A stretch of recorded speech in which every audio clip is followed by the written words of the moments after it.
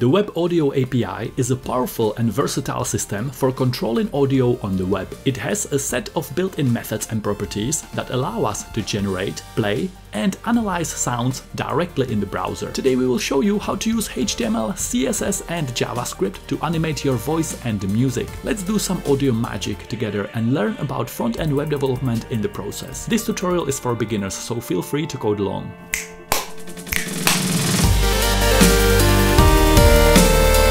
I love JavaScript. There are so many different things you can do with it. In this course, we will learn how to easily get audio data from microphone using just plain vanilla JavaScript.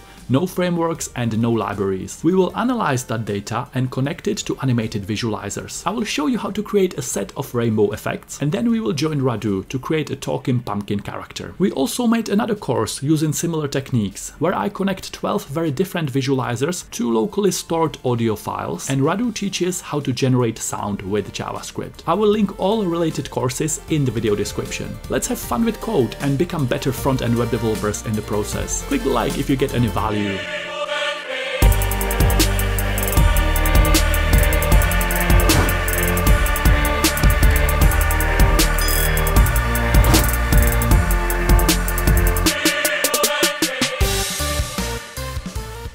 project will consist of 5 separate files.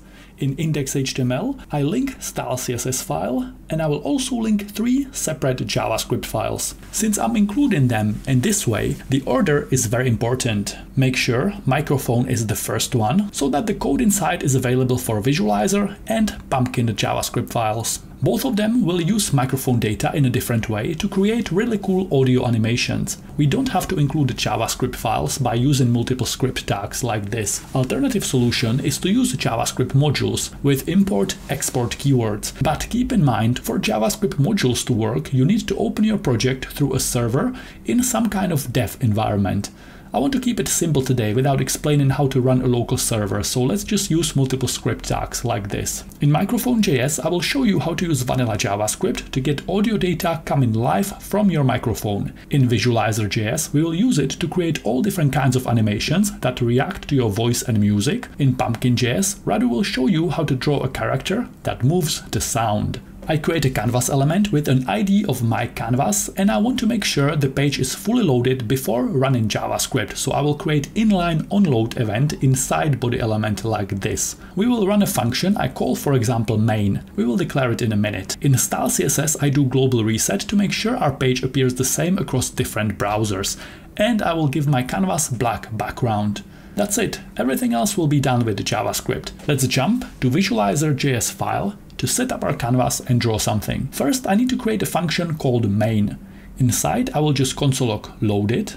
I attach that function to onload event on body element in index.html on line 13. Let's check if it runs by opening browser console. Yes, I can see the message here. Perfect. Inside main function, I set up my canvas. Constant variable called canvas is document.getElementById myCanvas. CTX context is canvas variable from line 2 dot get context, and I pass it 2D. To specify, I need access to all built-in canvas 2D drawing methods and properties. I make sure my canvas covers the entire browser window, so canvas width is window in a width and canvas height is window in a height. We need to do this to make sure we have the correct scaling. This gave me scroll bars in browser window. To get rid of them, I go to style.css, I take my body element and I set its overflow property to hidden. My audio visualizer will be made up of bars. Each bar will react to values coming from microphone, and it will have some properties and special animations, so I will use a JavaScript class to create them. JavaScript classes are great if you want to create many similar objects, in this case many bars that will make up our audio visualizer. It will have constructor method, which is mandatory for all classes.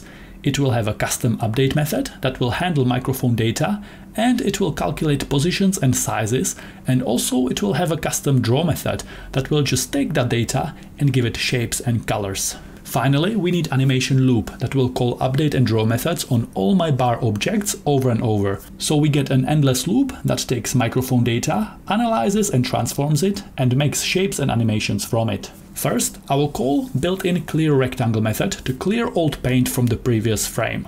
I want to clear the entire canvas from coordinates 0, 0 to coordinates canvas width and canvas height. Then we will have some code that generates audio samples from a microphone. It's easy, don't worry. I will explain it so that even beginners can follow. Then we will animate bars based on that microphone data, and we will use built-in request animation frame function, and we pass it animate to create endless animation loop. To start the loop, I need to call it like this. I will give it console log that says animate just to check if our code is working so far. In console log I can see we have scope issues. Animate function from line 18 can't see my CTX variable on line 3, which is inside main function. I can easily fix that by placing my bar class and animate inside main function like this. Now I can see the console log is being called over and over. Great, we have a running animation loop. Let's delete the console log as they can be a major source of lag when called for every animation frame like this. Constructor is a special mandatory method on JavaScript class that serves as a blueprint. It runs when we call the class with the new keyword, and it will create one new blank object, and it will give it values and properties as we declare in here, inside the blueprint. All our objects created by bar class will have the same properties such as X and Y position, but their values on these properties can be different. For example, every bar can have different X and Y position, different size and so on. That's why we say JavaScript classes are used to create many similar objects. My constructor will expect 5 values to come from the outside for X and Y coordinates, width, height and color. We will pass them to the constructor when we call our class with the new keyword in a minute. Inside I just create these properties, this.x, x property on this new blank audio bar object we are creating right now is equal to x that was passed as an argument here on line 8. I do the same for vertical y coordinate, width, height and color. Update method will be responsible for updating these properties based on audio input coming from the microphone. So we pass it mic input variable as an argument, and here I can for example say this.x horizontal x coordinate is equal to mic input, or maybe height of the bars will be equal to mic input. We will experiment with this later when we have some animation going, so you can see exactly what's going on. We will also have a public draw method here. This custom draw method will take x, y, width, height and color properties from this bar object, and it will draw some shapes based on these values. I will pass it CTX as an argument to make sure we are not using global variables directly inside the class. Actually, let's name it context to make it clear what's going on. I will explain it when we get to the point where we call this draw method from inside animation loop. Let's start by drawing a rectangle to represent this audio bar. I use built-in fill rectangle method and I pass it this.x from line 9, this.y, this.width and this.height from line 12. By default, fill style is black and we have black background, so I will set fill style to this.color from line 13. I will show you how to pass that color to the class right now. Now that I have my bar class, I can use it. I create a constant variable called bar1 and I set it to new bar like this. The new keyword will look for bar class and it will trigger class constructor on line 8. I can see it expects 5 arguments, so I pass it 10, 10 for x and y, 100 for width, 200 height and blue color. Bar1 was created by instantiating my bar class from line 7, so it has access to its public update and draw methods. I can call them like this, bar1.draw. On line 18 I can see that draw method expects context as an argument, so I pass it CTX from line 3. I take CTX variable here on line 3, I pass it to the draw method on line 26. Inside the draw method we refer to that CTX variable as context and we call all drawing methods on it. Doing this is a good practice. Yes, I could have just taken CTX from line 3 and used it directly in my draw method, but pulling global variables directly into our classes is a bad practice. The right way of doing this is to pass global variables as arguments to our public methods, the way I'm passing CTX to draw here on line 26. Also, maybe for some reason I could have another canvas and I want bar2 to be drawn on that second canvas instead. With this syntax it's easy. I will just pass it a different argument and my draw method will draw it on the other canvas, if I have one. It's useful especially for projects where you have multiple layers. Just to check our update method is working correctly, let's just say increase this.x from line 9 by 1 for every update call, and on line 27 inside animation loop I call bar1 update.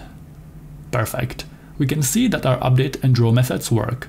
I'm creating one bar here on line 24 using my custom bar class.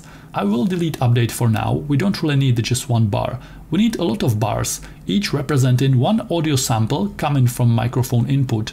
Let me show you how easy it is to get live microphone data and animate it. For this to work, you need to have a microphone device available on your computer. If you have a MacBook or laptop, you are fine because they always have built-in microphones. If you are on a desktop computer, probably you will need to plug in external mic. On Windows computer, you can open Device Manager and inside Sound, Video and Game Controllers, you will see if you have any microphone hardware available.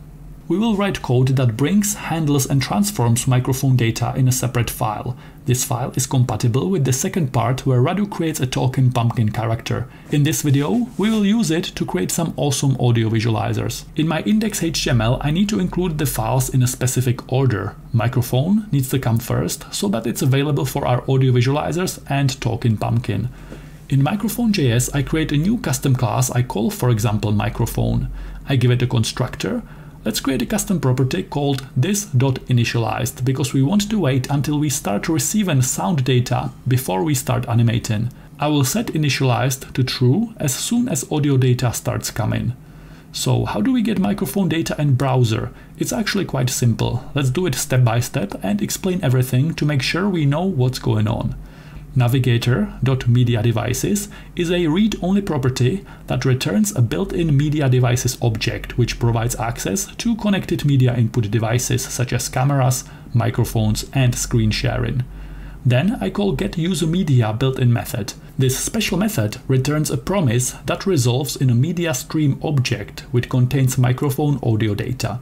Some browsers will give you a prompt where you have to click OK that you agree to use your microphone. This getUserMedia method expects some parameters, we call them constraints, where we have to describe what type of media we are looking for. We have options to choose audio, video or both. I will choose audio by saying audio true like this. I said that getUserMedia returns a promise. Promise is a special JavaScript object that represents eventual completion of asynchronous operation. We use promises when we want to wait for something to complete before we run some follow-up code. In this case, we want to wait for audio data to start coming from microphone before we continue setting up our microphone class. Promises can be fulfilled or rejected. We can also chain multiple promises using built-in then method, where each chain promise waits for the previous one to complete before it runs its code. We can also set up different actions based on whether the promise is fulfilled or rejected. So getUserMedia returns a promise. We wait for that promise to be fulfilled and microphone audio data to start coming. We chain another promise using built-in then method. If getUserMedia promise is fulfilled, we will receive a built-in media stream object that consists of audio track data. I will call it, for example, stream. So now, if the promise was successfully fulfilled and we have microphone data coming, I can chain a follow-up promise using then method, and I can finish my microphone class blueprint by giving my class some additional properties. We will need audio context property, and I set it equal to new audio context like this. This is also very important. Every modern browser has access to built-in Web Audio API. It's basically a set of methods and properties that allow us to generate, play and analyze audio, and you can do a lot of sound and animation magic with it. It's basically very similar to Canvas API, but Canvas is for web graphics, Web Audio API is for sounds. This is how you bring Web Audio API to your project, and now I have access to all its built-in methods and properties from this .audioContext variable. These methods are very powerful and they allow us to process and synthesize audio directly inside browser. We can do mixing, processing and filtering tasks on sound, and I can make many videos about this, building different effects. Today we are learning the basics to make sure we understand it, and by the end of this course we will create something nice with what we learned. Now I need to convert the raw stream data returned by getUserMedia into audio node format that I can use for my animations. I will store this data as this.microphone property, for example. As I said, I can use this.audioContext to call all built-in Web Audio API methods. I will use built-in createMediaStream source method that takes raw media stream, in this case raw audio data coming from microphone, and it converts it into audio nodes. We convert it into audio nodes because that's the format Web Audio API can work with. Think of audio nodes as base building blocks for managing sound in browser. Audio nodes can be analyzed. I need to do that to convert them into nice visualizer animations. I create another custom property on my microphone class called this.analyzer. Then I take this.audioContext and I call another useful Web Audio API method called createAnalyzer. The job of this method is to create so-called analyzer node, which can be used to expose audio time and frequency data to create visualizations. This analyzer node has certain properties. The most important property is FFT size. It stands for Fast Fourier Transform Algorithm. In this case, it will help us to slice the audio into an equal number of samples. You can't just give it any number. It must be a power of 2, between 2 to the power of 5 and 2 to the power of 15, so 32, 64, 128, 256, 512 and so on. If we don't declare this value, it will default to 2048. These audio samples can also be referred to as bins. I need to know how many of these bins I have available. I create a variable called buffer length and I set it to this.analyzer.frequencyBinCount. Frequency bin count is a read-only property and it's always equal to half of FFT size value. If I have FFT size set to 512, frequency bin count is half, so 256, and my audio visualizer will have 256 animated bars. To make this audio data easier to manage, I need to convert this buffer length into a special type of 8-bit array. I created this .dataArray property and I set it to new uint8 array, and I pass it buffer length. I do this to convert my audio data into an array of unassigned 8-bit integers. These integers can only be whole numbers between 0 and 255. So this new data array will contain 256 audio samples coming from microphone, and each of these audio samples will be represented by a value between 0 and 255. Now I take this.microphone from line 7 and I use built-in connect method of Web Audio API, which allows us to direct data from one audio node to another. I direct my audio stream data coming from microphone into the analyzer node we created. I'm collecting microphone data, converting it to a suitable format, creating an analyzer node, setting it up, and feeding my microphone data into analyzer node so that it's ready to be used for audio visualizations. Once we do all of this, we set this.initialized to true. It might seem like there is a lot going on here, but if you use these steps a couple of times and become a bit more familiar with it, you will realize it's actually simple. The same technique can be used for analyzing audio files stored direct on your computer, for example, if you want your visualizers to move to your favorite MP3 files. I have another video where I explain that, and I also built 10 very different unique visualizers there. I will link it in the description. We are still inside a JavaScript promise returned by getUserMedia method. If the promise is successfully fulfilled, this block of code will run and we are getting microphone audio data. If the promise is rejected for some reason, for example if user clicks no when browser asks for permission to access microphone, our promise will be rejected. For that we can chain another special method called catch. Catch method deals with rejected promises and it has auto-generated error message argument. All I will do here is create alert that will show us the error message like this. So we are asking for access to microphone audio, getUserMedia returns a promise. If we are successful, then a method is run and our microphone class is set up, and if it's rejected, we get an error message. I can instantiate my microphone class by creating a custom variable called, for example, microphone, and I set it to new microphone like this. We get an error that says cannot set properties of undefined. By the time this asynchronous then call is executed, JavaScript forgot what this keyword represents. To prevent that from happening, I need to use built-in bind method. I need to chain it right after the then call. Bind method is very simple. It just tells this then method to set its this keyword to the provided value. It says, don't forget that when we call you a bit later, when the promise is fulfilled, this keyword refers to this microphone object.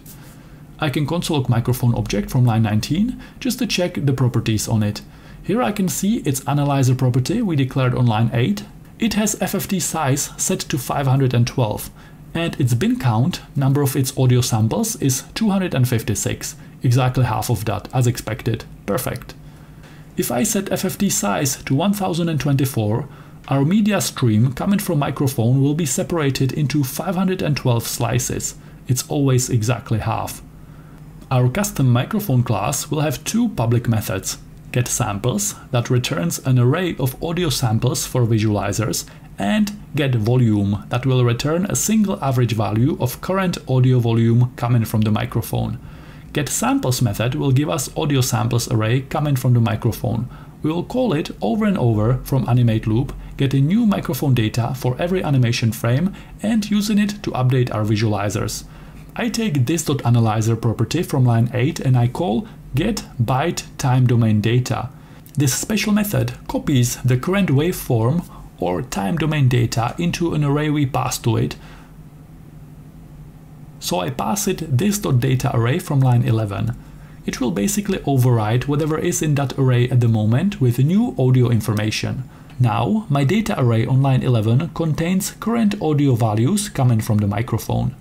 It's a special type of array called UINT8 array. It can only hold elements that are 8-bit unassigned integers between values of 0 and 255.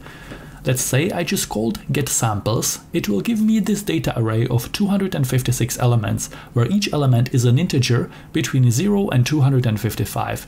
And all of them together represent audio wave data coming from microphone at that point in time.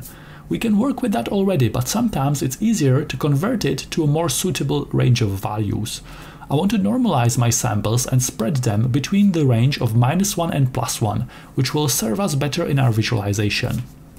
I create a variable called normalized samples. First, I want to convert it to a regular array so that I can use built-in ArrayMap method on it. There are many ways to convert something into a regular array. For example, I can set it equal to ArrayLiteral like this. This will create an empty JavaScript array on the fly.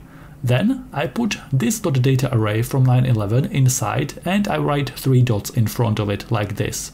This is so-called spread operator that will take data array from line 11 and it will spread it into this new ArrayLiteral I just created. I do it to convert this unassigned 8-bit integer array into a regular type of array so that I can call built-in ArrayMap method.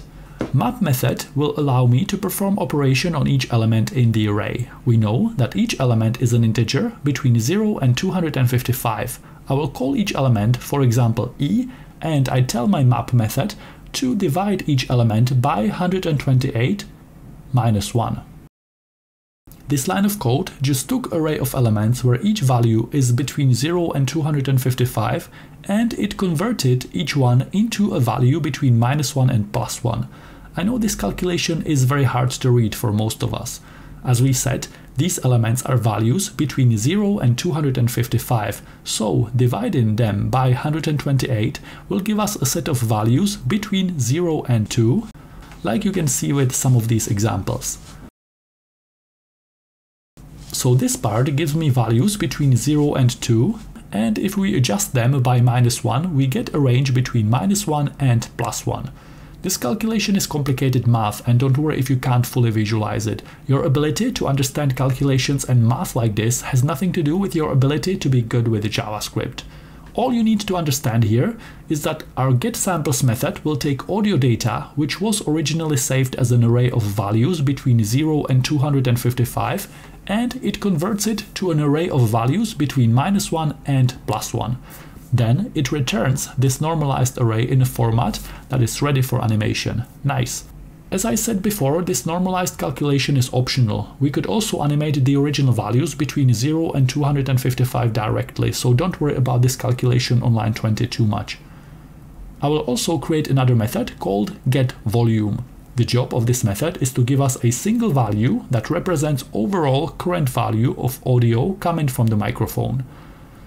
I will do the same thing I just did inside getSamples, so I copy these lines of code, and I have an array of normalized sample values between -1 and +1. I will create a helper variable called sum, which will hold a total value of all my audio samples. Here I want to get average volume value from all 256 audio samples in a normalized samples array. Normalized samples represent a wave. They are in a range between -1 and +1. It's a wave centered around 0. If they were all positive numbers, I could simply calculate average here. When we have data in a wave on both positive and negative side from 0, we use root mean square to get their average.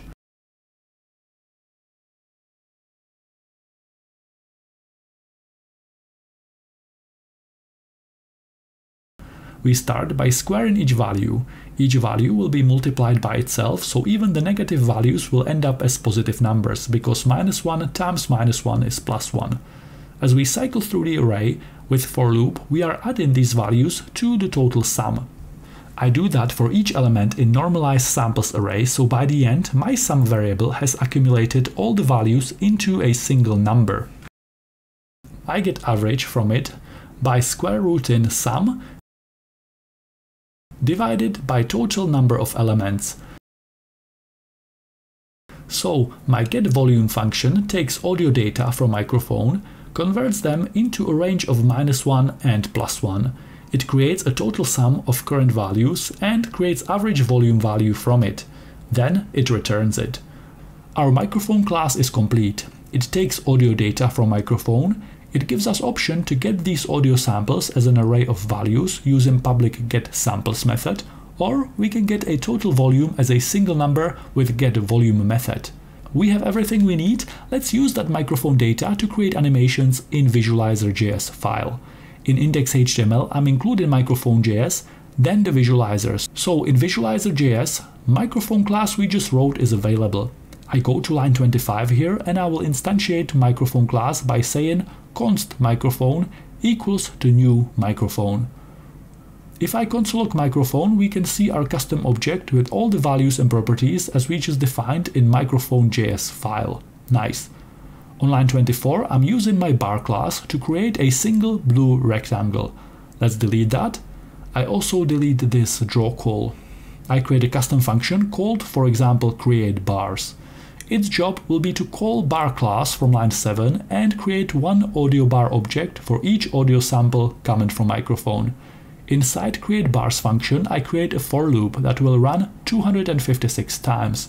On my microphone class, I set FFT size to 512, and we know that gives us 256 audio sample slices, exactly half. So this for loop will run 256 times.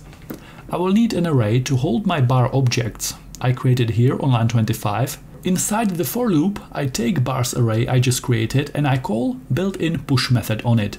Push method takes whatever we pass to it as an argument and pushes that to the end of the array. I will pass it new bar. On line 8, I can see my bar class constructor expects 5 arguments, so I pass it index from the for loop as x, I pass it 0 as y, 10 pixels width, 100 pixels height, and gold color. Let's console.log bars array from line 25. It's still empty. I need to call createBars function to fill it with objects like this.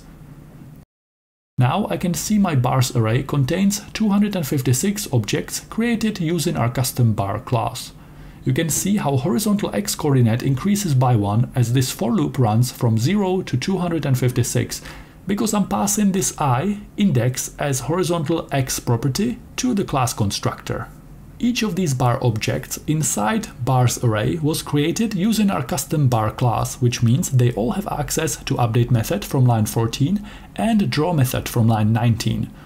I take bars array from line 25 and I call for each array method. This method will simply take each element in the array one by one and do something with them. I will specify what I want to be done with these elements inside a callback function here. All I want for each bar is to call their associated draw method for now.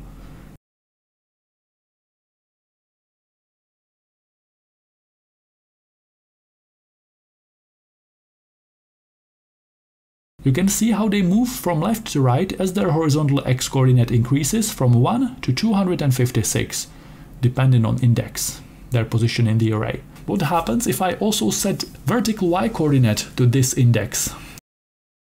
Interesting, we get both x and y increasing by 1 for each bar. Here I set bar width to 10 pixels. What if I want bars to have specific width to cover my browser window from left to right horizontally? I can create a variable called bar width, and it will be width of canvas divided by number of bars, 256 in my case. So horizontal x-coordinate will be index of that bar times bar width, and now they spread across screen. I can change their width to 1 pixel if I want some space between them, for example. I can move the entire row vertically by adjusting y-coordinate value here. For example, I want them to start 10 pixels from the top, or maybe in the middle of canvas height divided by 2. I can also change height of the bars by passing different argument for height to my bar class constructor. What if I want dynamic colors instead of hard-coding gold color for all the bars? We can use HSL color declaration, hue, saturation and lightness. Custom helper variable called, for example, color, and I pass that variable here to my bar class. The way HSL color works, we pass it hue, saturation and lightness.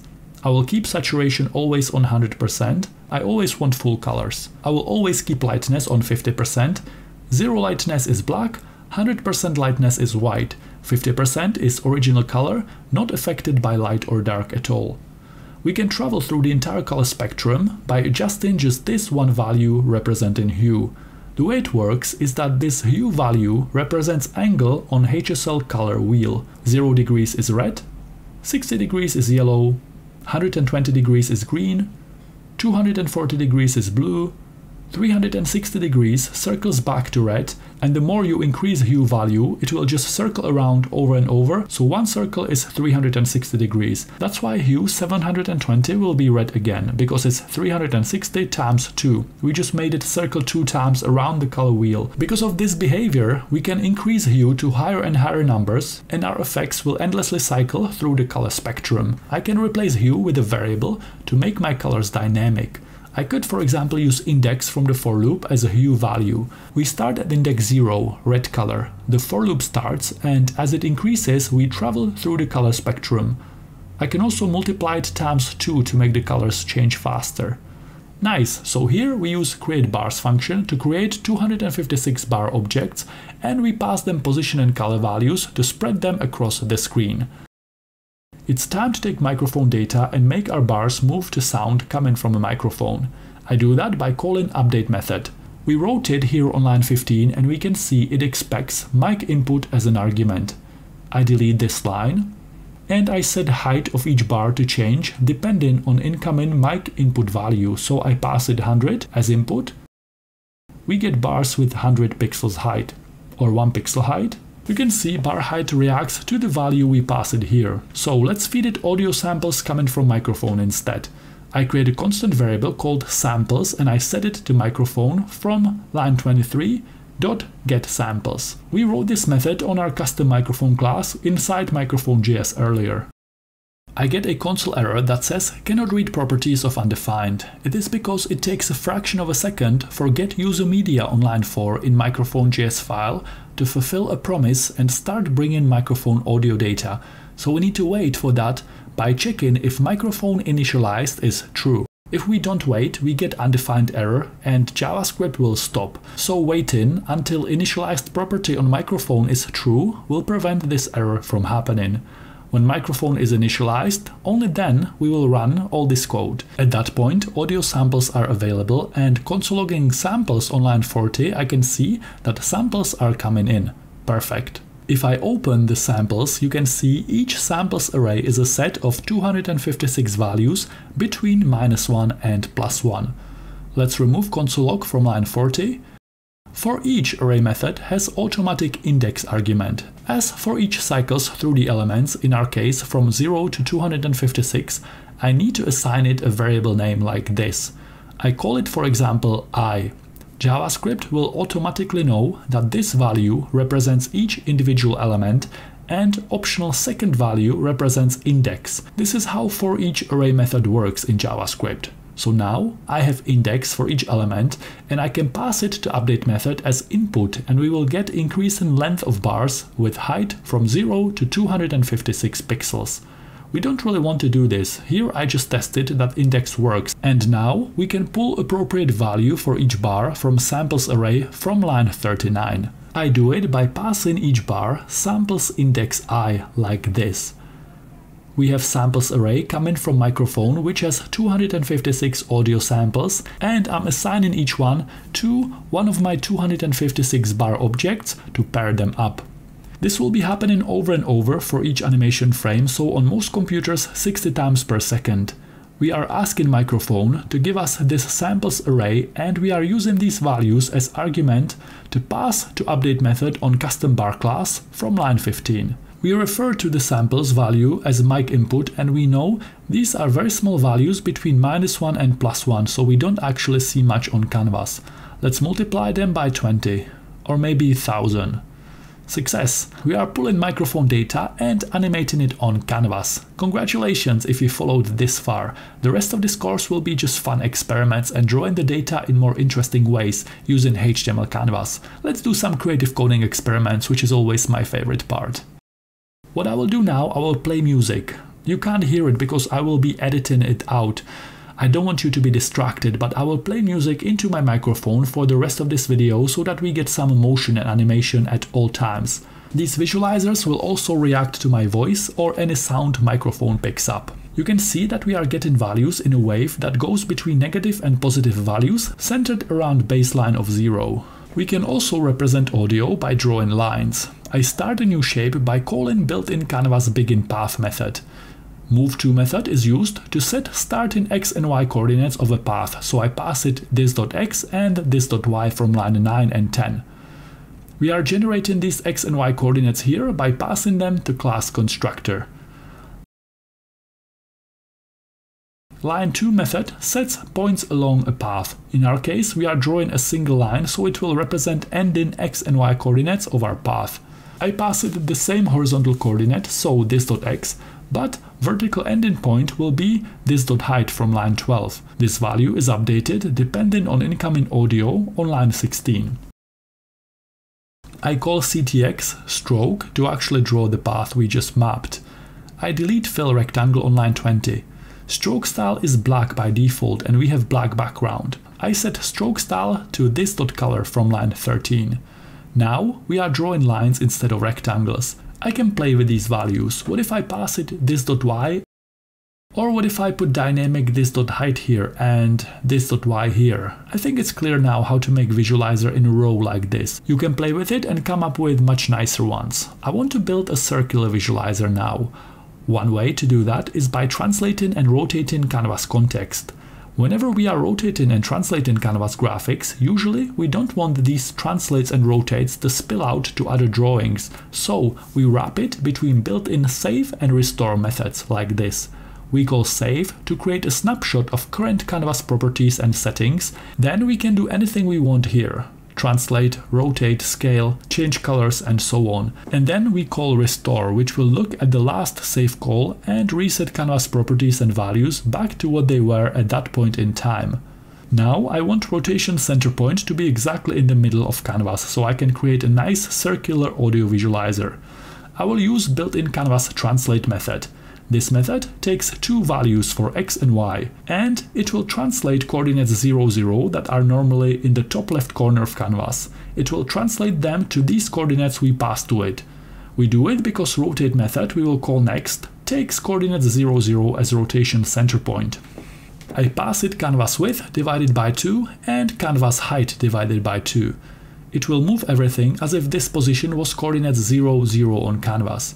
Now I want to rotate around at that center point, so I call built-in canvas rotate method. It expects a value in radians to know how much I want to rotate the drawing. I pass it 1 radian, which is around 57 degrees. Full circle is 360 degrees, which is around 6.2 radians. We don't really want to rotate all the bars the same. I want each bar to have different rotation based on their index, on their position inside bars array. To do that, I need to somehow keep track of index from this for loop that creates my bars inside the bar class itself. I do it by passing the index to bar class constructor as the 6th argument. On line 8, I need to make sure my class constructor expects that argument and I assign it variable name, for example, index. I created this.index property and I assign it to the index that was passed on line 8. Now I can pass this.index property from line 14 to rotate method on line 24. I need to make sure I spell index correctly here. As the for loop inside create bars runs 256 times and index is increasing, that value is being passed to rotate method and each of our animated bars will have different rotation. Interesting shape. If I want the lines to start from the middle of the screen, I need to change starting x and y coordinates to 0, 0, because if you remember, we translated coordinates 0, 0 to the middle of canvas using built-in canvas translate method on line 22. Now my audio bars stretch from the center. If I set ending line coordinates to 0 and this.height, we get the simplest version of circular audio visualizer. It looks nice, but we can do so much more with this. Keep in mind that to see any movement, your microphone needs to be picking up some audio. I'm playing music into my microphone now so that I get constant motion. You can try to play with the values we passed to move to and line 2 methods to see how it reacts. The value that is updated by microphone input is this.height, so that will always be the dynamic part. We set it up that way on line 17. I could also be changing this.x and this.y, for example. I can also be changing colors based on mic input. We can do so many things here. We can adjust how much we rotate our visualizer by adjusting angle value we pass to rotate method on line 23. I set starting coordinates on line 26 back to 0, 0. I try to change rotation on line 23 to something else. The visualizer is moving very fast. I want to add some ease-in, some animation to the bars. For example, I want them to grow very fast when loud audio sample comes to make it look reactive, but I want them to shrink back to 0 much slower. I think that will look better. Let's try. I will create a helper variable here. It will calculate the values before we assign them to this.height. Constant variable I call, for example, sound is equal to mic input times 1000. If sound is more than current this.height, set this.height to sound. I want the visualizer to still be fast reacting. Let's adjust rotation on line 28. Okay. I want the shrinking of the bars to be animated, so here I'm saying if sound, which represents current mic input, is more than the current height, make height match that value immediately, so bars will grow instantly. Else, meaning when microphone input is lower than the current height, start to decrease height slowly. So let's try this.height minus equals this.height times 0.9. This is still very fast and almost instant. How about 0.1? Now we are starting to see some animation and ease in when the bars shrink. Let's decrease height by its own value times 0.01, which is basically saying decrease height by 1% of its current value for every frame. That's very slow. How about 5%? I can change rotation of the visualizer by adjusting values in radians we pass to rotate method on line 28. Again, I adjust ease in animation on line 21. 0.03 is nice. Decrease in height by 3% of its current value for each frame. We don't have to start from the middle. All lines don't have to start from one point. How about I make them start from this.x and this.y coordinates? We are starting to get some cool unique visualizers. If you are coding with me, you can try how each visualizer we make reacts to your voice, and then you can try to play some music into your microphone. It's always more fun when you make it animate to your favorite songs. What if I try to put this.y here? Keep in mind that this.x and this.y values are being pushed away from the center because we are translating and rotating canvas on lines 27 and 28. If you want to fully understand translates and rotates so you can put these values in with intention to get specific results, I also have a course on that. I can also change the visualizer by passing different initial values to our 256 objects at the point where we create them here. I can give them X position of 0, for example. I really like what happens if you tie vertical Y position of the bars to index instead, like this. maybe I times 2. Changing width doesn't do anything since we are drawing lines. We are not using width right now in our drawing code. We used it for rectangles before. Initial height also doesn't matter now since we are constantly overriding it with audio coming from microphone. Changing this value here will make the spiral different size, maybe 1.5. We made a nice rainbow spiral visualizer using lines with move to and line to methods. We can also give it more moving parts. For example, I can attach rectangles to each line. I use stroke rectangle method. I just pass it x, y, width and height. Now our visualizer is made from lines and very thin, long rectangles. It's starting to look much more dynamic. I can change width of these rectangles here on line 45. I set it back to 5, and on line 34 I set width of the rectangle to my dynamic this.height variable that is constantly changing based on incoming audio values. Maybe height divided by 2. I can try anything. I can pass it this.y as x coordinate. Since we are rotating canvas, it's giving me these interesting mathematical shapes. Now I kind of have one spiral of lines and another separate spiral of rectangles. If I set vertical coordinate to dynamic height value, it will just be pushing the entire rectangle shape away from the center. Height of the rectangles can also be hard-coded, for example 5 pixels, to get this effect. We also wrote getVolume method on microphone class that gives us a single average volume value of all audio samples coming from the microphone. Let's use it for something. Inside animation loop I create a variable called, for example, volume, and I set it equal to microphone from line 39 dot get volume. So as the animation loop runs, we will be getting updated value for total average volume. I will pass this new volume variable to draw method here so that I can use it in my drawing code. Up here on line 24 I will make sure that draw method expects this volume argument. We are already translating and rotating canvas here.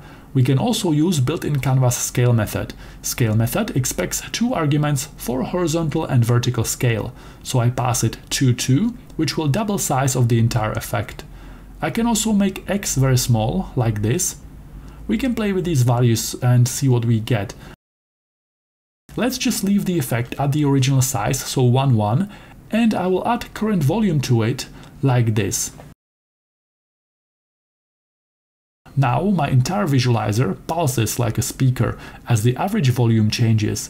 We can change how much volume affects scaling by multiplying it by different values. We can also give it different horizontal and vertical scale if we want to. What if I want the entire visualizer to rotate a little and I want the speed of the rotation to depend on volume? I will do it down here inside animation loop. First I declare a let variable I call angle. Initially it will be 0. Then I wrap my entire drawing code inside save and restore methods. I will call canvas rotate method and I pass it angle from line 51. I increase that angle by 0.1 for every frame. Maybe a smaller number. You can see that rotation center point is at coordinate 0, 0 in the top left corner, so the entire visualizer spins around that point. I actually want it to spin around its own center point, which we set to the middle of canvas, so I use translate method before my rotate call, and here I translate rotation center point to be in the middle of canvas, both vertically and horizontally. Scale, translate and rotate are additive, so if you call them twice it will just add up. I'm also calling translate here on line 27 inside the draw method on bar class. I need to change these values to 0, 0 because at this point it's already been translated by that other translate call inside animate loop. Nice, I can change the speed of spin here on line 60. I can also reverse the direction by doing minus equals like this. Let's tie volume into the rotation speed by saying plus volume. Now, if microphone audio gets loud, the entire visualizer spins much faster. I will make that volume value smaller. You can play with this to get motion you like. If you scream to your microphone, you will notice your visualizer starts spinning very fast. If you get silent, it will slow down to the base rotation speed. We use volume to make the entire visualizer pulse like a speaker with canvas scale method, and we also tied rotation speed to the current volume. Our visualizer currently works with 256 audio samples, which I hard-coded into the project. Let's make it dynamic. If I change FFT size to 1024, this will give us 512 audio samples. It's always half of FFT size value. It's hard-coded here and here, so I have to manually change it if I want to work with different amount of samples. Better way to do this would be if I pass FFT size as an argument to microphone class constructor. Then I can say this.analyzer.FFT size is equal to FFT size that was passed as an argument on line 2. This gives me an error because I need to pass that argument to my constructor when I instantiate microphone class. Let's declare it as a variable I call FFT size. Now I pass this variable to microphone class, and I also use the same variable to calculate bar width and also inside the for loop that creates audio bar objects. It has to be half of that value. As we said before, frequency bin count, which is the number of audio samples, is always half of FFT size. You can just change this single value of FFT size and it will correctly set up my microphone and visualizer to adjust to the number of requested audio samples. FFT size takes only specific values. If you put a different value, you will get an error.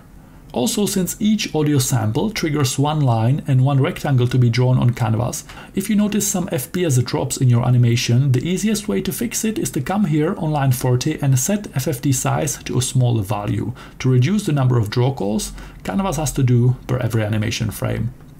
I can think of many more different ways to make this effect interesting. Let's try some more experiments together. We are using move to and line to method to draw a line, and stroke rectangle to draw rectangle. I can adjust values I pass to the rectangles to change the shape of spiral we are getting here. I can also adjust their rotation by using another rotate call. Interesting. We can also rotate them the other way by using negative values. I will leave that for you to experiment with.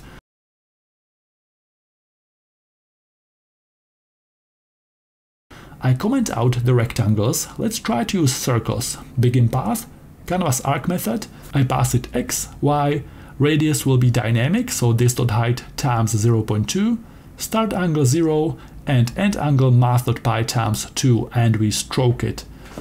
I can adjust x value like this, for example, to make it spiral differently. I can also make them larger by changing value I pass for radius of these circles. If you are noticing performance issues, you can fix it here on line 45 by using less audio samples. We can also draw flexible rubbery lines instead of our straight lines with built-in canvas method called Bezier Curve 2. It takes 6 arguments, starting x and y coordinates, middle point coordinates, and ending coordinates. It will draw a curved line between these 3 points.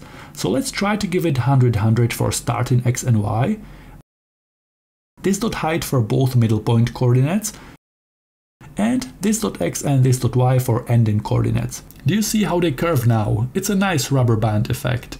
I comment out the circles so we can see it better. I can experiment by passing it different values and watch what happens. This is really fun. Let me know in the comments if you are still coding at this point. Have you used Bezier Curve 2 method before, or is this your first time? If I uncomment the circles, we have a lot going on canvas. Calculating and drawing so many curved paths and circles is performance expensive. Sometimes we also have to use our creativity to make our effects look good while not using up too many resources. At this point I'm just experimenting and playing with the code. Let's bring animated pumpkin into the project. Radu builds it step by step in the second part of this tutorial. He will teach you everything. I can just bring it into the project by instantiating pumpkin class like this. I pass it x and y coordinates and size. Then, in animation loop, we calculate soft volume to make the values less jumpy, to make the transitions between volume values more gradual. We have a global variable called soft volume on line 65. It is storing soft volume value from the previous frame. For each animation frame, we soften the volume transitions by using 90% of soft volume value from previous frame and 10% of the current incoming microphone value. It will very quickly even out and it will give us responsive but gradual and less jumpy sequence of numbers representing current microphone volume. If you pass this soft volume to draw method and pass it to scale and rotate methods instead of raw volume value we are passing to these methods right now, you will clearly see the difference. Now I can just call pumpkin draw and I pass it CTX and soft volume. I can make the pumpkin larger. I calculate variable, I call for example openness, and it will be soft volume times 7. And I pass it to the pumpkin like this. If you want to know how this works, check out Radu's video. I'll link that and our other audio effect tutorials in the video description. Have fun!